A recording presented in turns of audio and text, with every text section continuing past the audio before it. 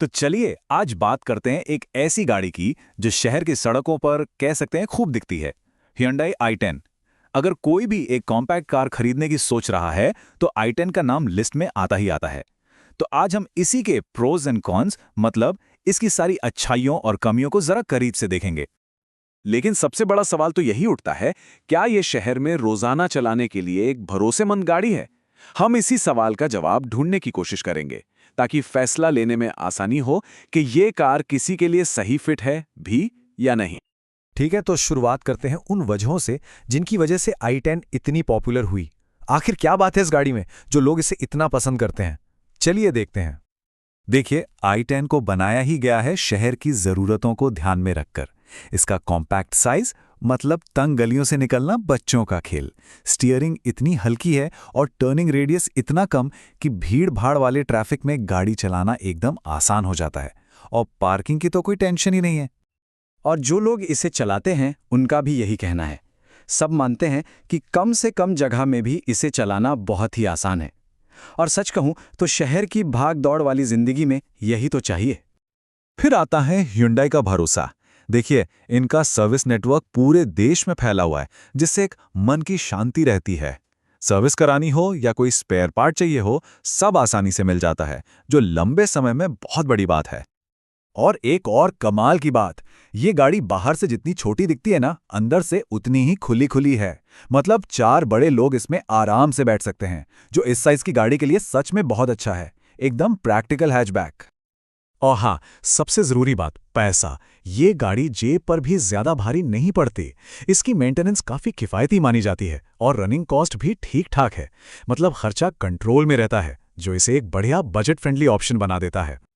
चलिए, अब सिक्के का दूसरा पहलू भी देख लेते हैं, क्योंकि देखिए, कोई भी गाड़ी परफेक्ट तो होती नहीं। i10 में भी कुछ ऐसी चीजें हैं जिन पर खरीदने से पहले ध्यान देना बहुत जरूरी है। सबसे पहला और सबसे जरूरी पॉइंट है सेफ्टी। कुछ रिपोर्ट्स में इसकी बॉडी की मजबूती को लेकर सवाल उठाए गए हैं। एक टेक्निकल टर्म सुनने में आता है, बॉडी शेल डिलीटेड स्टेबिलिटी। अब ये सुनने में बड़ा भारी लगता है, पर इसका सीधा सा मतलब है कि टक्कर होने पर हो सकता है गाड़ी का ढांचा उतना मजबूत साबित ना हो जितनी उम्मीद की जाती है। तो यहां आकर यह सोचना पड़ता है कि सेफ्टी कितनी जरूरी है। ये जानना भी जरूरी है कि इसके कुछ मॉडल्स को क्रैश टेस्ट में काफी कम रेटिंग्स मिली हैं, और ये एक ऐसा पॉइंट है जिसे नजरअंदाज बिल्कुल नहीं किया जा सकता। जो गाड़ी शहर में इतनी अच्छी है, वही हाईवे पर थोड़ी सी कमजोर महसूस हो सकती है। तेज रफ्तार पर ओवरटेक करते वक्त इसका इंजन थोड़ा अंडर पावर्ड लग सकता है, और लंबे सफर के लिए इसका सस्पेंशन और स्टेबिलिटी भी बहुत अच्छे नहीं माने जाते। साफ बात है, ये गाड़ी स्पोर्टी ड्राइविंग के लिए नहीं बनी है। अब अगर ओनरशिप एक्सपीरियंस की बात करें तो वो थोड़ा मिला-जुला है। एक तरफ तो Hyundai का जबरदस्त सर्विस सपोर्ट है, वहीं दूसरी तरफ कुछ ओनर्स ने इसके इलेक्ट्रॉनिक पार्ट्स जैसे स्टीयरिंग मोटर या क्लच बेरिंग में दिक्कतें आने की शिकायत भी की है। और हाँ, माइलेज ये एक ऐसा एरिया है जहां अक्सर उम्मीद और हकीकत में फर्क आ जाता है। कंपनी जो माइलेज बताती है, असल में खासतौर पर शहर के बम्पर टू बम्पर ट्रैफिक में गाड़ी उससे काफी कम एवरेज देती है।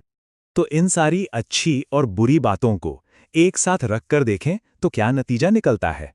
आखिर ये कार किसके लिए बनी है? किसके लिए ये सबसे अच्छी है? यहां आकर ना पूरी तस्वीर एकदम साफ हो जाती है। सीधी सी बात है, अगर गाड़ी ज्यादातर शहर के अंदर ही चलानी है, पार्किंग और ट्रैफिक की झंझट से बचना है और मेंटेनेंस का खर्च कम रखना है, तो i10 एक बेहतरीन चॉइस है।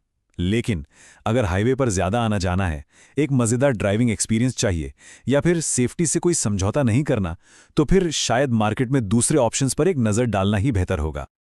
आखिर में सवाल ये नहीं है कि i10 एक अच्छी गाड़ी है या नहीं। असली सवाल तो ये है कि क्या ये आपकी ज़रूरतों के हिसाब से सही गाड़ी है? और इस सवाल का जवाब सिर्फ आपकी अपनी प्रायोरिटीज़ में छुपा है।